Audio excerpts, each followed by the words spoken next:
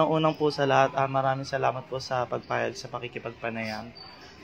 Itatanong ko po muna kung ano yung pangalan nyo, ilang taon na po kayo at anong relihiyon nyo? Ako nga pala si Mary Ann Rodanati, 50 years old, at isa akong ILC.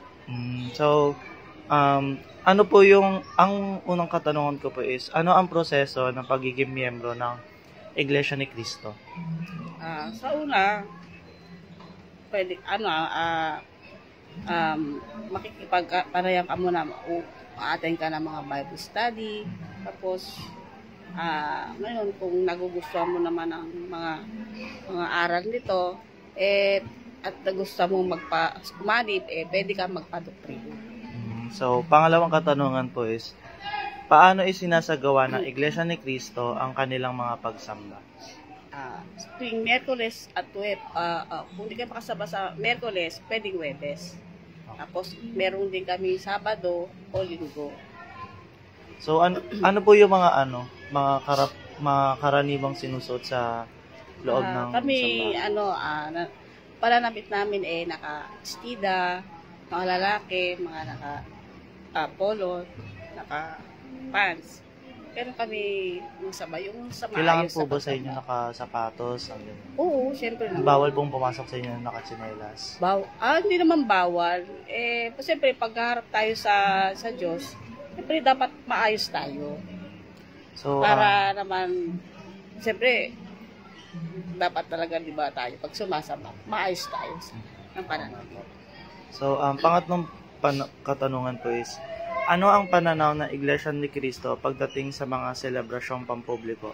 Tulad po ng Pasko o Semana Santa, yung mga ganong pagdiriwang po ng ibang relihiyon. Yun lang, hindi kami kasi talaga sa kanila kasi yung mga katulad ng mga ang sinasabi mo yung Pasko po, Semana Santa. Hindi kami nagse-celebrate noon. Yung mga Semana Santa, hindi.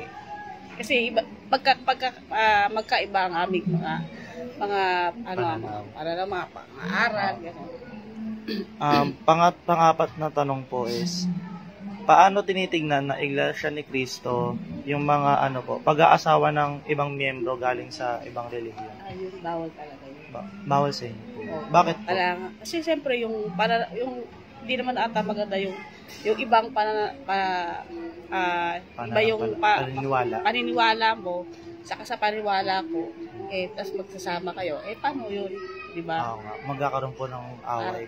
Parang hindi namang hindi kayo makakasundo. Okay. Gets ka na. Tapos sasamba kayo, tapos yung anak mo, di ba? Hindi alam kung saan lalaian. Oo, parang hindi maganda.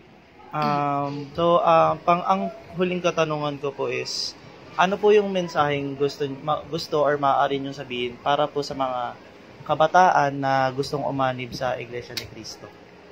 Madali lang naman. Punta lang po kayo sa pwede rin sa mga kapbahay nyo na Iglesia ni Cristo. Lang po kayo, paanyaya lang po kayo, at sila naman po tutugon sa inyo, at sasamahan nila kayo, kung saan kayo dapat dadalhin. Ayun lang po. Maraming salamat po sa pagpayag sa pakikipagpanayam. Yun lang po. Thank you.